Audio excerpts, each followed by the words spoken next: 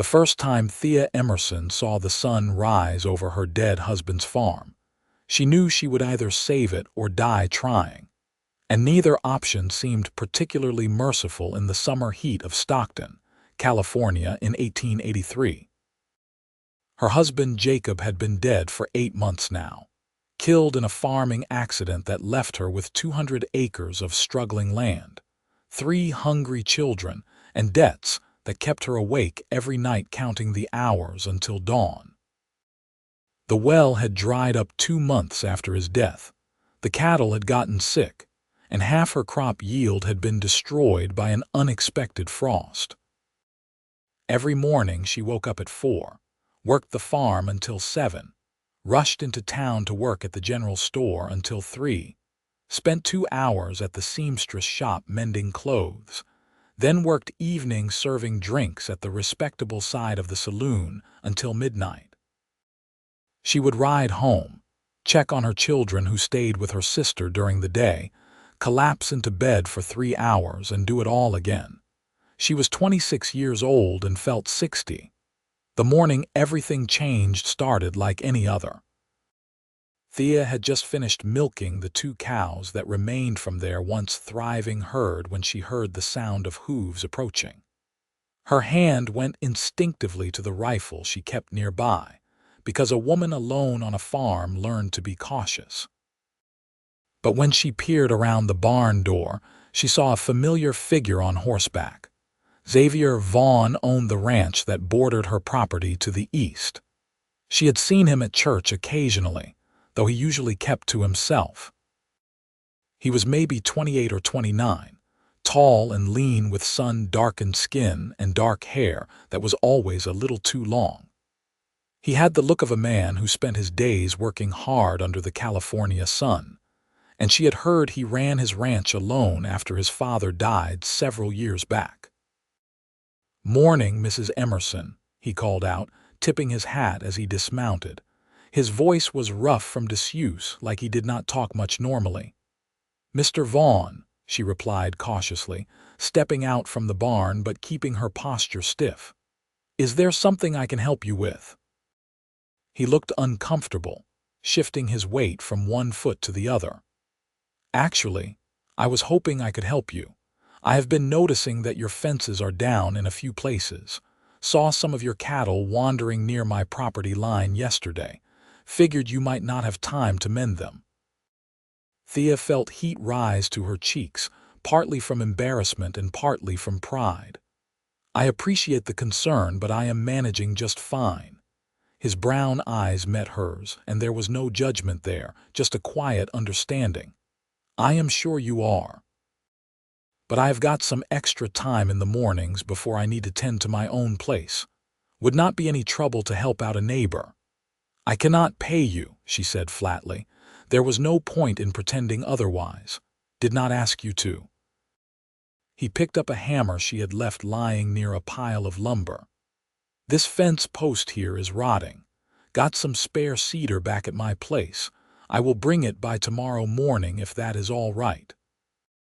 Before she could protest again, he was already examining the sagging barn door, testing the hinges with his calloused hands. "This will need replacing soon, or you will lose it in the next strong wind." "Mr. Vaughn," she started, but he held up a hand. "Xander, just Xander." "And I know what you are going to say, Mrs. Emerson. You do not need charity, but the way I see it, your husband would have done the same for me if things were reversed. That is what neighbors do out here." Something in his tone made her throat tighten. She had been so focused on survival these past months that she had forgotten what kindness felt like. "Thea," she said quietly, "if we are going to be informal, you should call me Thea." The corner of his mouth lifted in what might have been a smile. "Thea, then." He spent the next hour fixing what he could with the materials she had available, and she watched him work while she finished her morning chores. He moved with the efficient grace of someone who had spent his whole life working with his hands, and he did not talk much, which she appreciated. She was too tired for small talk anyway. When she had to leave for town, he was still working on the barn door.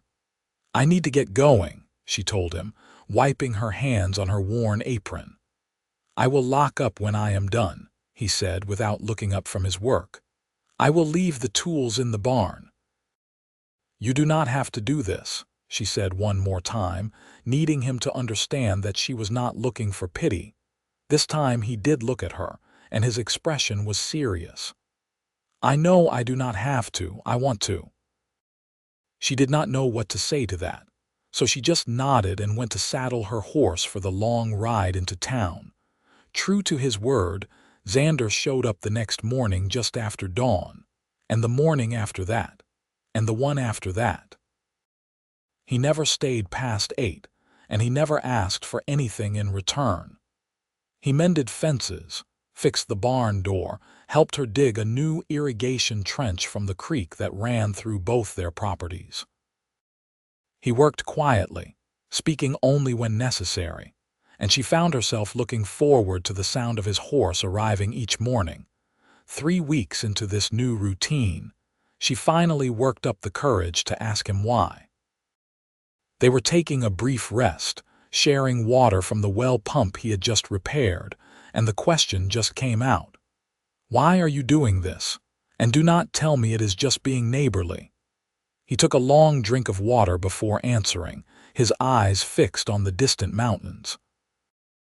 "My father died when I was 22, left me with a ranch I barely knew how to run and enough debt to drown in. Your husband, Jacob, he came by every few days for months, taught me things my father never got around to teaching me. Never asked for anything, never made me feel like I was charity case. He just helped." Xander looked at her then, and his eyes were full of an old grief she understood too well. "He probably saved my ranch. I figure this is me paying that debt." Thea felt tears sting her eyes, but she blinked them back. She did not have time for crying. "I did not know that." Jacob was not the type to brag about his good deeds. Xander handed the water ladle back to her. "He was a good man." "He was," she agreed softly. And he had been, even if their marriage had been more practical than passionate. They had been friends more than lovers, two people trying to build something stable in an unstable world. She missed him, but not in the way widows were supposed to miss their husbands. She missed his steady presence, his reliability, his partnership. As spring turned into summer, Xander became a fixture on her property. He arrived every morning at dawn and worked for 2 or 3 hours before heading back to his own ranch. The farm slowly started to look like it had when Jacob was alive. The fences were mended, the barn was secure, the irrigation system functioned properly. Her cattle stopped wandering, and her crops grew stronger with the improved water supply. But more than the physical improvements, something else was changing. Thea found herself waking up earlier than necessary, just so she could have coffee ready when Xander arrived. She started noticing small things about him. The way he always checked the horizon before he started working, like he was reading the weather in the clouds. The way he was gentle with the animals, even the stubborn cow that kicked at everyone else. The way his whole face changed on the rare occasions when he smiled. One morning in late June, her youngest daughter Emma asked if she could stay home from her aunt's house to help with the farm work. Emma was 6, too young to be much help, but Thea understood the request. Her children missed their home. They missed their mother. She had been so busy trying to save the farm that she had barely seen them in months. "Please, Mama," Emma begged, her blue eyes wide. "I want to help. I can feed the chickens and collect eggs." Thea hesitated. She should say no. Emma was better off at her sister's house where she could play safely while Thea worked her 3 jobs. But she missed her children desperately, and Emma looked so hopeful. "All right," she finally agreed. "But you have to stay where I can see you, and you have to do exactly as I say." Emma squealed with delight and hugged Thea so hard she nearly knocked her over. When Xander arrived that morning, Emma ran up to him with all the fearlessness of childhood. "Who are you?" she demanded, hands on her hips. Xander crouched down to her level, his expression serious.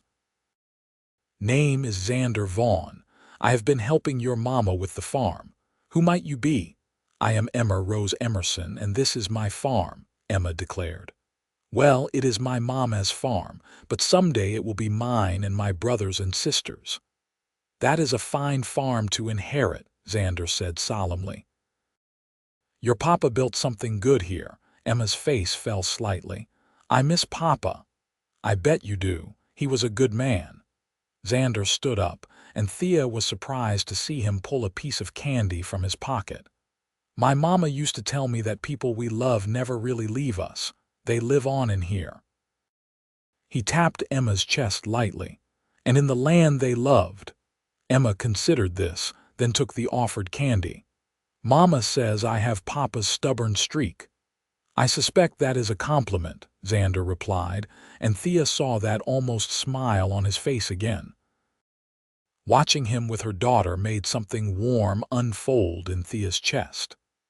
Emma followed Xander around all morning, chattering away about everything and nothing, and he listened with more patience than Thea would have expected from a man who lived alone and seemed to prefer silence. That afternoon, when Thea was getting ready to leave for her shift at the general store, Emma asked, "Is Mr. Vaughn going to marry you, Mama?" Thea nearly dropped the lunch pail she was packing. "What?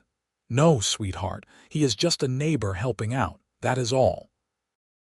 "But he looks at you the way Papa used to look at you," Emma insisted. "Like you are special." "Emma, that is enough," Thea said firmly, though her heart was beating faster than it should. "Mr. Vaughn is being kind, nothing more." But as she rode into town that day, she could not stop thinking about what Emma had said. Did Xander look at her in a particular way? And more concerning, had she started looking at him that way too? She tried to push the thoughts away. She did not have time for romance. She barely had time to sleep. Besides, what would a man like Xander want with a widow drowning in debt with 3 children to feed? He was just paying back a debt to Jacob. That was all this was. But that did not explain why her heart lifted every morning when she heard his horse approaching. It did not explain why she had started caring about what she looked like when he arrived, taking an extra minute to smooth her hair even though it would just get messy again while she worked. It did not explain the way her skin tingled when their hands accidentally brushed, while they were both reaching for the same tool. July brought blistering heat to the Central Valley. The kind of heat that made the air shimmer and turned the ground hard as stone. Thea's crops needed constant watering, which meant more work, which meant less sleep. She started making mistakes at her town jobs, nodding off at the general store counter and mixing up orders at the saloon. One morning she was so exhausted that she did not hear Xander arrive. She had collapsed on a hay bale in the barn just for a minute, just to rest her eyes. The next thing she knew, someone was gently shaking her shoulder. "Thea, Thea, wake up." She jerked awake to find Xander kneeling beside her, concern etched on his face. The sun was already high in the sky. She had been asleep for hours. "Oh no," she gasped, jumping to her feet. "I have to get to the store. Mr. Patterson will be furious. I am supposed to be there by 7. "Easy," Xander said, catching her arm as she swayed. "When was the last time you slept more than a few hours?" "I do not know. I do not have time to sleep." She tried to pull away, but he held firm. "You are going to kill yourself at this pace." "I do not have a choice." The words came out sharper than she intended, laced with months of exhaustion and fear. "If I do not work 3 jobs, I lose the farm. If I lose the farm, my children have nothing. Do you understand? Nothing. So yes, I am tired. Yes, I am probably going to collapse eventually, but I do not have the luxury of slowing down." Xander was quiet for a long moment. Then he said, "Marry me." Thea stared at him, certain she had misheard. "What? Marry me?" he repeated, and his voice was steady even though his eyes showed nervousness. Combine our properties, I will help you pay off Jacob's debts. You will not have to work 3 jobs anymore. You can be home with your children." "That is insane," she whispered. "You barely know me. I know you are the strongest person I have ever met. I know you love your children more than anything. I know you work yourself to the bone for this farm because it is all you have left of your husband. I know you take your coffee black because you cannot afford sugar. I know you sing to the cows when you milk them, even though you think nobody can hear. I know you." He took a breath. "And I know I started helping you because I owed Jacob a debt, but I keep coming back because of you." Thea's throat was so tight she could barely breathe. "I cannot ask you to take on my burdens. It would not be fair." "You are not asking. I am offering." He reached out and gently tucked a strand of hair behind her ear, and the tenderness of the gesture nearly broke her. "I know this is not some grand romance. I know you probably do not feel about me the way a woman should feel about a man she is going to marry, but we could build something good together. A partnership like you had with Jacob, and your children would be safe. They would have a home." Everything in her wanted to say yes. To let someone else carry some of the weight she had been bearing alone, to stop being so tired all the time, to give her children the stability they desperately needed, but it felt like giving up, like admitting defeat. "I need to think about it," she said finally. "This is not a decision I can make when I am half dead from exhaustion." Xander nodded, and if he was disappointed, he did not show it. "That is fair. Take all the time you need." He hesitated, then added, "But for what it is worth, I do not think accepting help is the same as giving up. Sometimes the bravest thing we can do is admit we cannot do everything alone." After he left, Thea sat in the barn for a long time, turning his proposal over in her mind. Could she really marry him? Could she bind her life and her children's lives to a man she had known for only a few months? But then, she had known Jacob for only 6 months before they married. That was how things worked out here. People did not have the luxury of long courtships. You found someone decent and hardworking, someone who shared your values, and you built a life together. Was Xander decent? Absolutely. He had proven that every day for the past 3 months. Was he hardworking? His ranch was proof of that. Did he share her values? He had helped her for months without asking for anything in return, which suggested he understood loyalty and community. And if she was honest with herself, truly honest, she did feel something for him. Maybe not love, not yet, but something that could grow into love given time. The way her heart raced when he smiled. The way she felt safer when he was around. The way his patience with Emma made her chest ache with something tender and warm. That evening, after her shift at the saloon, she rode home in the dark and found a lantern lit in her barn. Xander was inside, fixing a broken stall door she had not gotten around to mentioning. "You are still here," she said, surprised. "Wanted to make sure this got done." The door was coming off its hinges. He set down his tools and looked at her. "I also wanted to apologize if I overstepped this morning.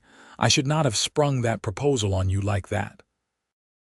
"You did not overstep," she said quietly. She moved closer to him, and in the lantern light she could see the dust on his shirt, the fatigue around his eyes. He worked just as hard as she did, and now he was spending his evenings working on her farm too. "Can I ask you something? Anything?" "Why me? I am sure there are plenty of women in Stockton who would be happy to marry you, women without debt and children and a failing farm." He was quiet for a moment, and she thought he might not answer. Then he said, "Do you remember the church social in April, the one where Mrs. Henderson was gossiping about you, saying you should just sell the farm and move back east with your family?" Thea remembered. It had been one of the lowest moments in her life, having her struggles aired out as public entertainment.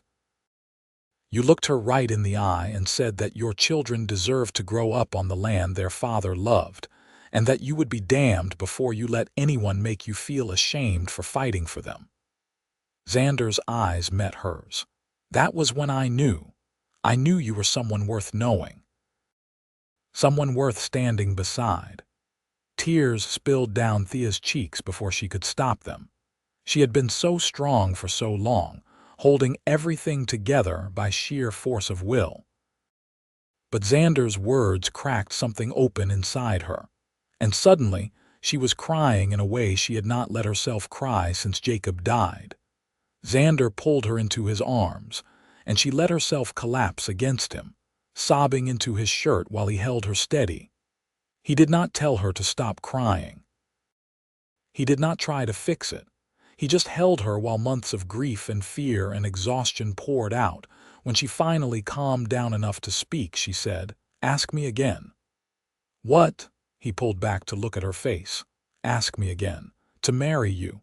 Understanding dawned in his eyes. "Thea Emerson, will you marry me?" "Yes," she whispered. "Yes, I will marry you." He smiled then, a real full smile that transformed his entire face, and Thea realized that she had just made the right decision. Maybe the only decision that made sense. They were married 2 weeks later in the small church in Stockton with Thea's sister and 3 children as witnesses. It was a simple ceremony, nothing like the elaborate wedding Thea had always imagined as a girl. She wore her best dress, which was patched in places and faded from too many washings. Xander wore a clean shirt and the same work pants he wore every day, because he did not own a suit. But when he took her hand and promised to love and honor her for the rest of his life, Thea felt something shift inside her. This was not a marriage of convenience. This was not a business arrangement. This was a partnership between 2 people who had both learned the hard way that life was cruel and survival required strength, and that sometimes the bravest thing you could do was let someone help you. Her daughter Emma threw wildflowers as they walked out of the church, and her son Thomas, who was 10 and had been trying so hard to be the man of the family since Jacob died, shook Xander's hand solemnly. "You will take care of my mama?" Thomas asked, his young face serious. "I will," Xander promised, "and I will do my best to take care of all of you if you will let me." Thomas considered this, then nodded. "Mama says you are good with cows. Papa always said you can trust a man who is good with animals." "Your papa was a smart man," Xander replied.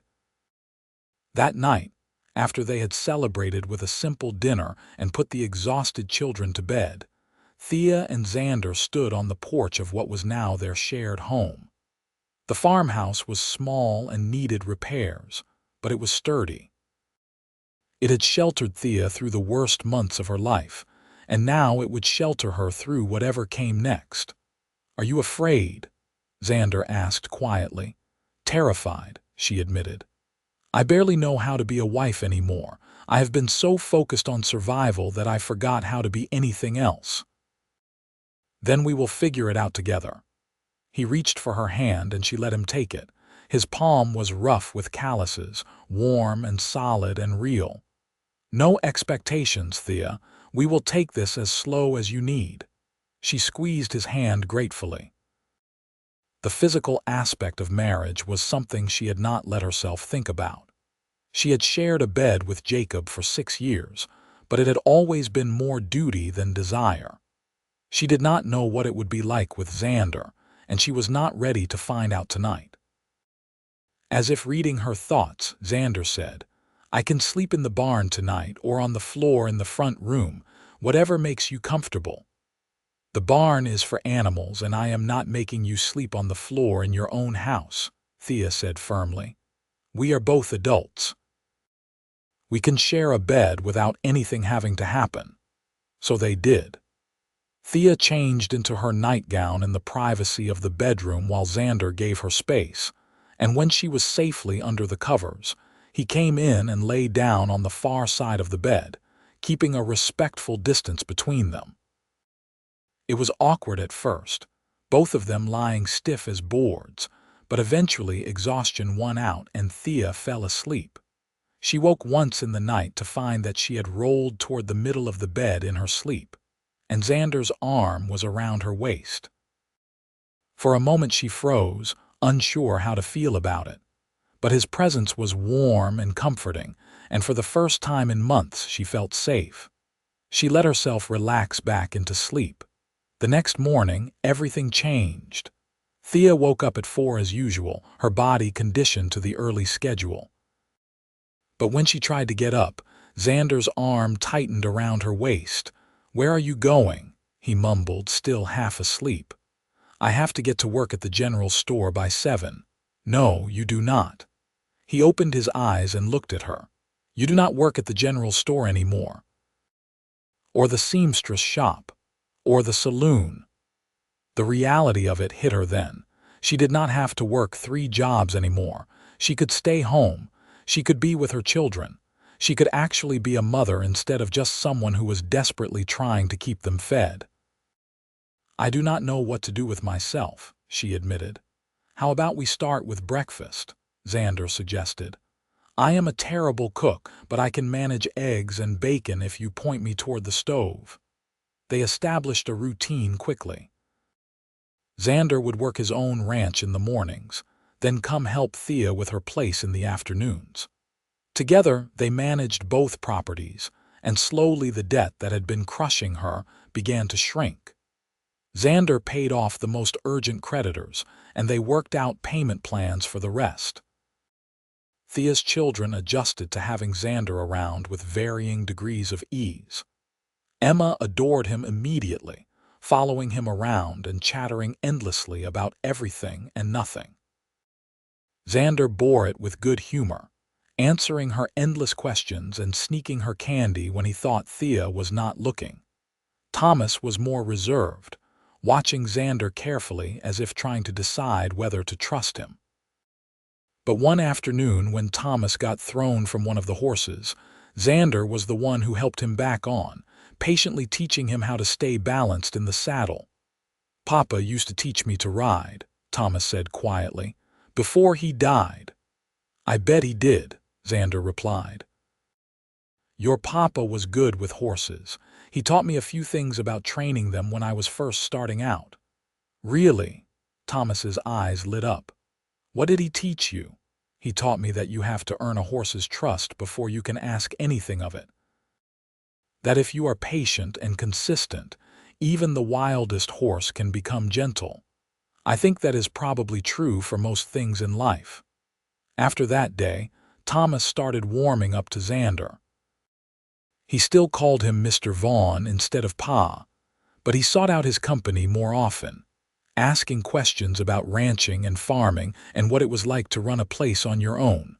Thea's middle child, her daughter Lily, who was 8, took the longest to come around. She was quiet and serious, old before her time, and she watched Xander with suspicion for weeks. Finally, one evening, she confronted him while he was fixing a broken chair at the kitchen table. "Are you going to leave us?" she asked bluntly. Xander set down his tools and gave her his full attention. "No, Lily, I am not going to leave. Papa left us. He did not mean to, but he still left." Her voice cracked. "And then Mama had to work all the time and we had to live at Aunt Sarah's and everything was terrible. What if you leave too?" "Come here," Xander said gently, and when Lily hesitantly approached, he looked her straight in the eye. "Your papa did not want to leave you. Sometimes terrible things happen and we do not have any control over them. But I promise you, I am not going anywhere. I married your mama because I care about her and I care about you kids too. You are stuck with me now." "Even if I am not always nice to you?" Lily asked in a small voice. "Even then. Everyone is allowed to have bad days. Everyone is allowed to be angry or sad or scared. Those feelings do not change how I feel about you." Lily thought about this, then nodded and walked away. But the next day, she brought him a flower she had picked from the field. She did not say anything, just handed it to him and ran off. But Xander carefully pressed the flower between the pages of his Bible. and Thea knew her daughter had given him her tentative approval. As summer turned to fall, Thea and Xander grew more comfortable with each other. They still slept in the same bed, but now they would talk for hours in the dark, sharing stories about their lives before they met. Xander told her about growing up as an only child on a ranch that was always struggling, about the pressure he felt to succeed after his father died, about the loneliness of running a place alone. Thea told him about her childhood in Ohio, about coming west with Jacob when she was 19 because they dreamed of owning land, about the complicated mixture of grief and guilt she felt about his death, because part of her was relieved that she did not have to pretend to be more in love than she was anymore. "Does that make me a terrible person?" she asked one night. "No," Xander said firmly. "It makes you honest. Love is not something you can force, and friendship is not a lesser thing. You and Jacob built a good life together. You raised good kids together. That is worth something important." "Did you ever want to get married before me?" she asked. "There must have been women who were interested." "A few," he admitted, "but I never felt right about it. My father married my mother because it was practical. She came from money and he needed help saving the ranch. They never loved each other, and I grew up in a house full of silence and resentment. I told myself I would not marry unless I could marry someone I actually liked being around." "And you like being around me?" Thea asked, and there was something vulnerable in her voice that she hated. Xander rolled over to face her in the dark. She could not see his expression clearly, but she heard the warmth in his voice. "Thea, I like being around you more than I have ever liked being around anyone." Something warm bloomed in her chest at his words. She reached out tentatively and found his hand, lacing her fingers through his. They fell asleep like that, holding hands in the dark like young sweethearts. October brought cooler weather and the harvest. It was back-breaking work, but for the first time since Jacob died, Thea had help. Xander worked beside her from dawn until dusk, and together they brought in a good crop. Not enough to make them rich, but enough to pay off more debt and put food on the table through the winter. The night they finished the harvest, they were both exhausted and filthy and giddy with relief. They had done it. They had actually done it. The farm was going to survive another year. "We should celebrate," Xander said, grinning at her across the dinner table while the children chattered about how much they had helped with the harvest. "How do you suggest we do that?" Thea asked.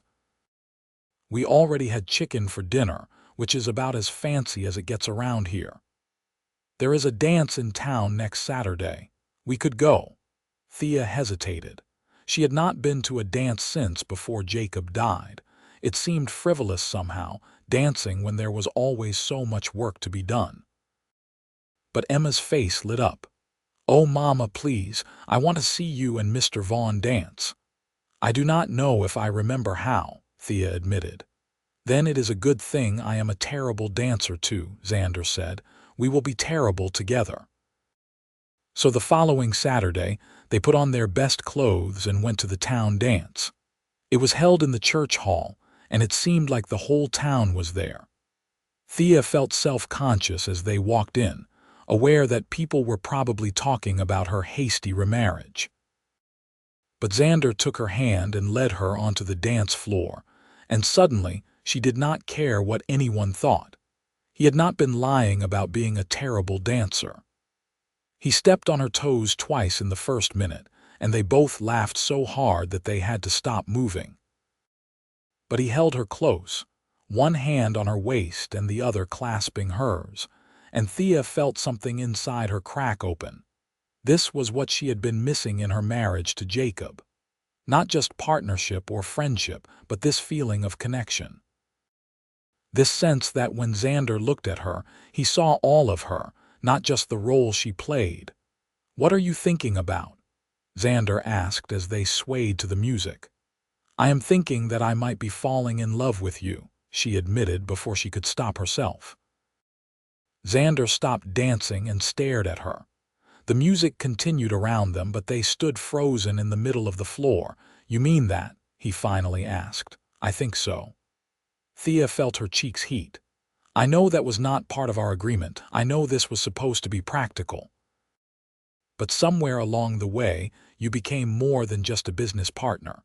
You became someone I look forward to seeing every morning, someone I miss when you are not around, someone I want to build a real life with, not just a practical one." A slow smile spread across Xander's face.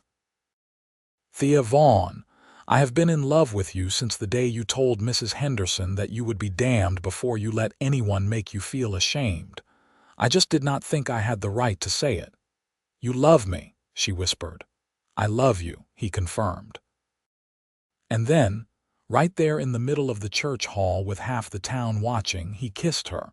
It was Thea's first real kiss.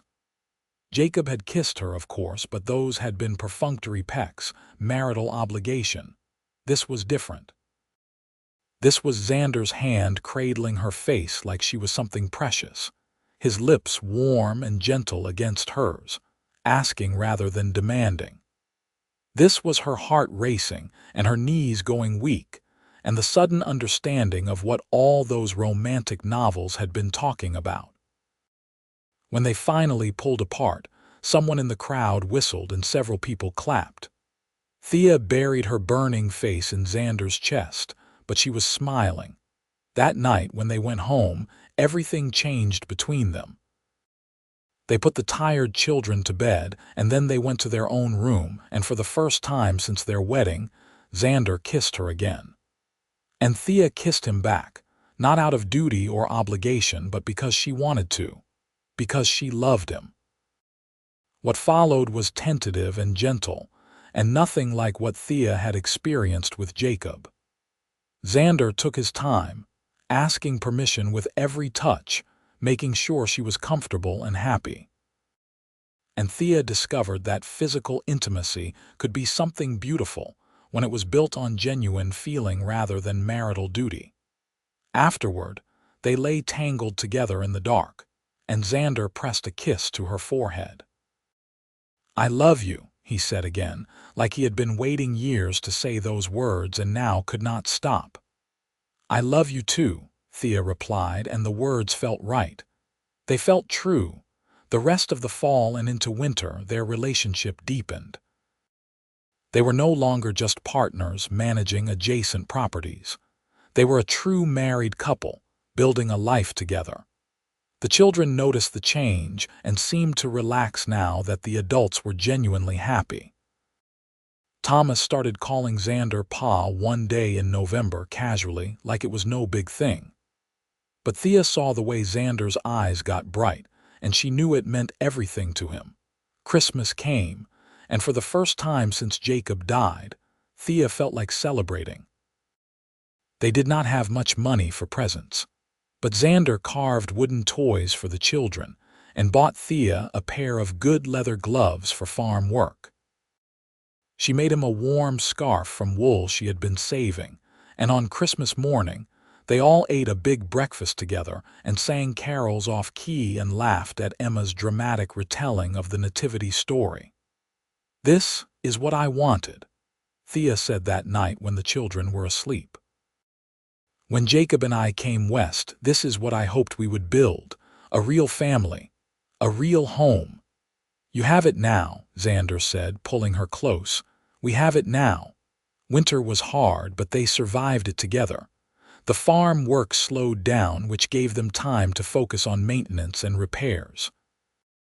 Xander taught Thomas how to mend harnesses and shoe horses. Thea taught Lily how to sew and cook.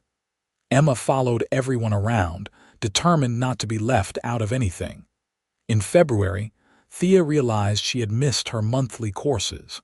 At first, she thought it was just stress or poor nutrition. She had been irregular ever since Jacob died.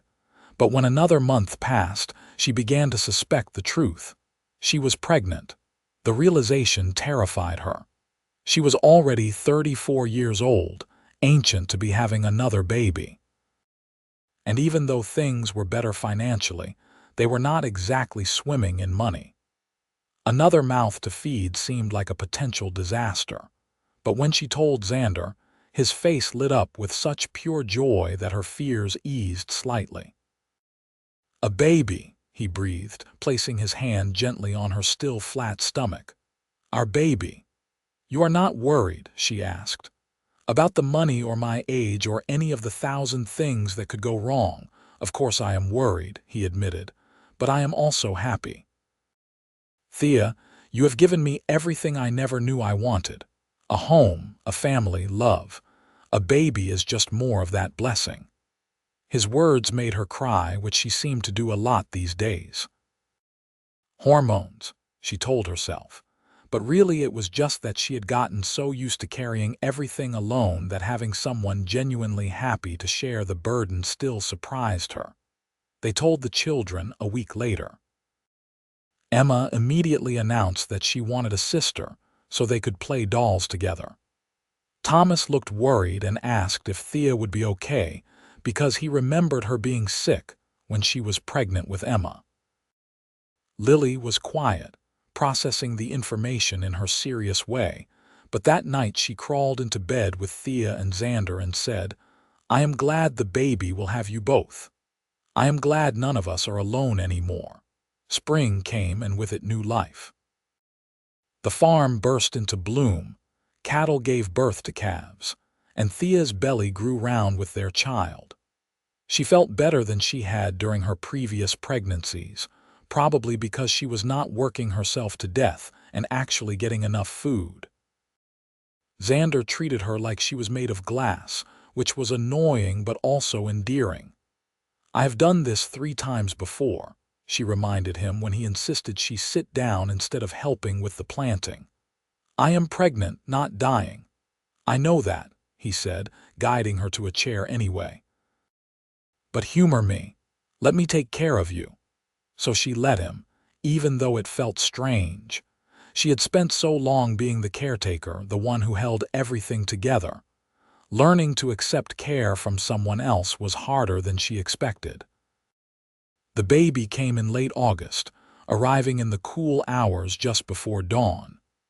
Thea's sister Sarah came to help with the birth, and Xander paced outside the bedroom like a caged animal until they heard the baby's first cry. It was a boy, healthy and loud and perfect. Thea held him and cried with relief and exhaustion and love. When Xander came in and saw his son for the first time, Thea thought his face might crack from smiling. "He is perfect," he whispered. "You are perfect." "What should we name him?" Thea asked. They had discussed names but never settled on anything. Now, looking at the tiny red-faced baby, Xander said, "What about Jacob, after your first husband? He helped me save my ranch, and if he had not been the man he was, you would not be here. I think that is worth honoring." Thea's eyes filled with tears again. The generosity of the gesture, the acknowledgement that her past mattered, that Jacob mattered, meant more than she could express. "Jacob Xander Vaughn," she said. "We will call him Jacob, but his middle name is yours." "Perfect," Xander agreed. The other children loved their new brother with varying degrees of enthusiasm.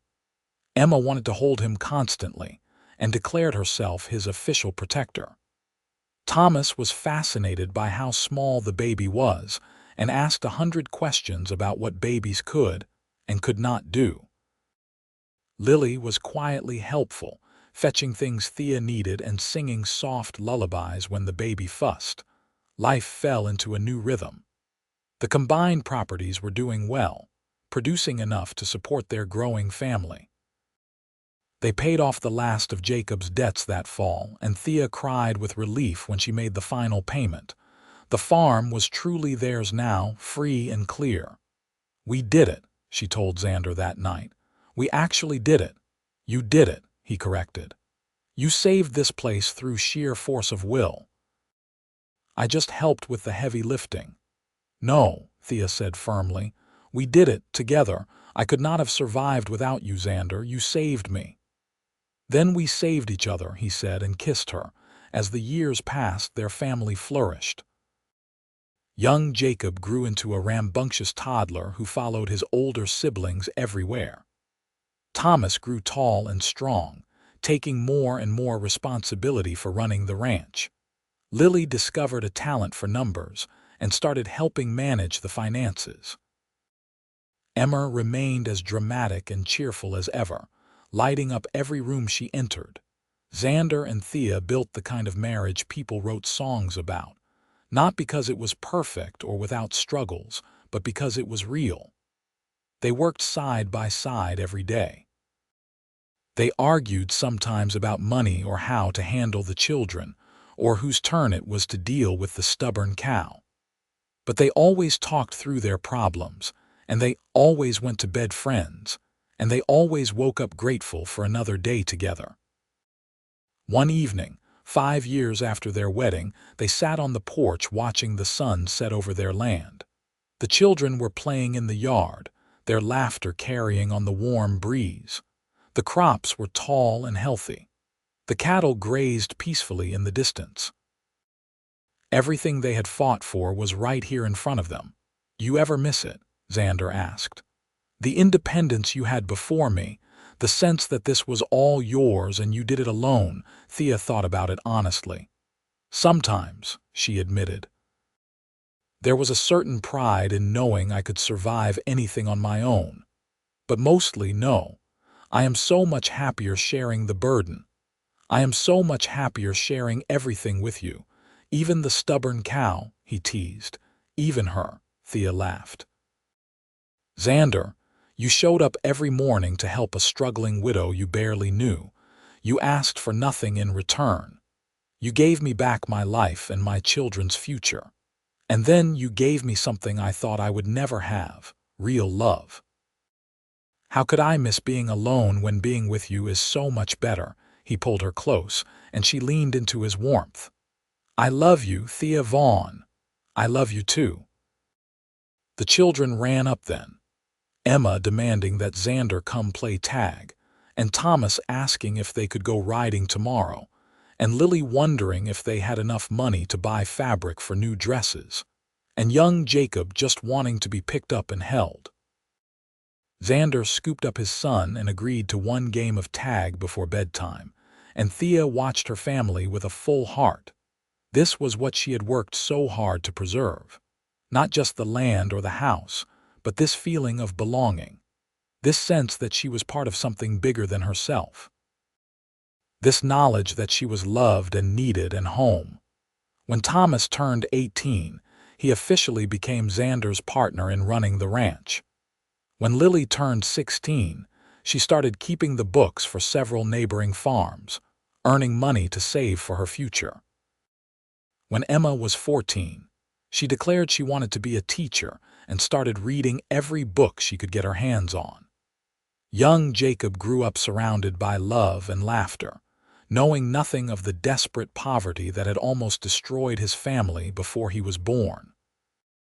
Thea and Xander grew older together, watching their children become adults, watching their small farm become a prosperous ranch, watching their tentative partnership bloom into one of the great loves of their lives.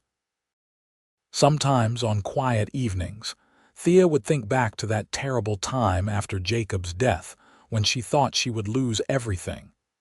She would remember the exhaustion, the fear, the certainty that she was going to fail. And then she would remember the sound of hooves approaching at dawn, the sight of Xander dismounting with his hammer and his quiet determination to help. He had shown up every morning, asking nothing, giving everything. And in doing so, he had given her more than just help with the farm. He had given her hope. He had given her a future. He had given her love. Years later, when their children were grown and married with families of their own, when young Jacob had taken over running the ranch, and Thomas had started his own spread further north, when Lily had married a banker, and Emma had become a beloved schoolteacher in Stockton, Thea and Xander still lived on the farm that had almost broken her. But it was different now. The house had been expanded and improved. The barn was sturdy and well maintained. The fields were productive, the cattle healthy, everything they had dreamed of when they were young and struggling. They were in their 60s now, still working but at a slower pace. They took long walks in the evenings, holding hands like young sweethearts. They sat on the porch and watched sunsets and talked about their children and grandchildren and all the years they had shared. "You remember the day we met?" Xander asked one evening. "When I showed up uninvited to fix your fences, I thought you were judging me," Thea said with a laugh. "I was so proud and stubborn I almost sent you away." "I am glad you did not. Me too." She squeezed his hand.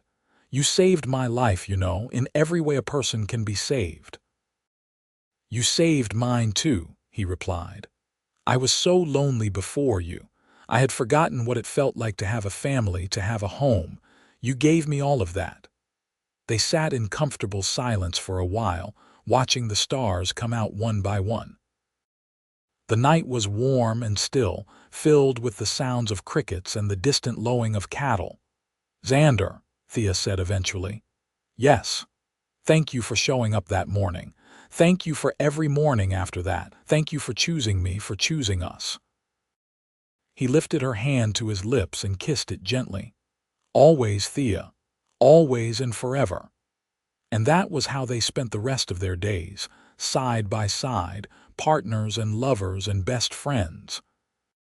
The farm that had almost destroyed Thea became the foundation of a beautiful life. And the cowboy who had shown up to help became the great love of her life. They had both learned that the bravest thing a person can do is not to stand alone, but to reach out for help when they need it. They had learned that love does not always announce itself with lightning bolts and fireworks. Sometimes it shows up quietly at dawn, ready to work, asking nothing, offering everything. On Thea's 70th birthday, all their children and grandchildren gathered at the ranch for a celebration. The house was full of noise and laughter and love, and Thea stood in the kitchen she had defended so fiercely all those years ago, and she felt grateful for every moment. Emma found her there and hugged her tight. "Happy birthday, Mama. I am so glad you never gave up on this place." "I am too," Thea said, looking around at her family. "I am so grateful for all of it." That night, after everyone had gone home, Thea and Xander lay in their bed, the same bed they had nervously shared on their wedding night over 30 years ago. "What are you thinking about?" Xander asked. "I am thinking about how different my life turned out from what I expected," Thea said. "When I was young, I thought I knew what love was supposed to look like, but I was wrong. Love is not grand gestures and poetry. It is showing up every morning even when you are tired. It is fixing fences and tending cattle and holding someone when they cry. It is building something together, day by day, choice by choice." "You are right," Xander agreed. "And I am grateful every day that you let me build this life with you. I could not have done it without you." "You could have," he said gently. "You are the strongest person I have ever known, but I am glad you did not have to do it alone." They fell asleep like that, holding each other, secure in the knowledge that they had built something real and lasting. They had started as strangers brought together by circumstance and debt and desperation. But they had become partners, then friends, then lovers, and finally two halves of one whole. The years continued to pass. They slowed down more, relying on their children and grandchildren to help with the heavy work. But they remained on the farm, unwilling to leave the land they had fought so hard to keep. Xander died first, peacefully in his sleep at the age of 78. Thea held his hand and told him she loved him, and he smiled at her one last time and said, "Every morning, Thea. I would choose you every morning." Thea lived another 3 years without him, surrounded by family but achingly lonely without her partner. She stayed on the farm because leaving would have meant abandoning the life they had built together, and she could not do that. On what would have been their 36th wedding anniversary, Thea's children found her on the porch in her rocking chair, looking out over the land she loved. She had passed peacefully, a small smile on her face as if she had seen something wonderful. They buried her next to Xander in the small cemetery on the hill overlooking the farm. Her headstone read, Thea Vaughn, beloved wife, mother, and grandmother. She fought for her family with everything she had, and she won. The farm stayed in the family for generations after that. Young Jacob passed it to his son, who passed it to his daughter, who passed it to her children. Each generation heard the story of how the farm was almost lost, and how it was saved by a woman who refused to give up and a man who showed up every morning to help. It became family legend, the kind of story told around dinner tables and campfires. The story of how love and hard work and determination could overcome anything. The story of how sometimes the bravest thing you can do is accept help from someone offering it freely. The story of how two people who married out of necessity found real love along the way. And every generation of Vaughns who worked that land knew that they were standing on ground soaked with tears and sweat and triumph. They knew that their legacy was not just the acres and the cattle and the prosperous ranch. Their legacy was the love story that started with a cowboy showing up at dawn, hammer in hand, asking nothing, offering everything. Because sometimes that is all it takes to change a life. Sometimes salvation comes not in grand, dramatic gestures, but in the quiet decision to show up to help, to stand beside someone when they need it most. And sometimes, if you are very lucky, that decision blooms into something beautiful and lasting and true.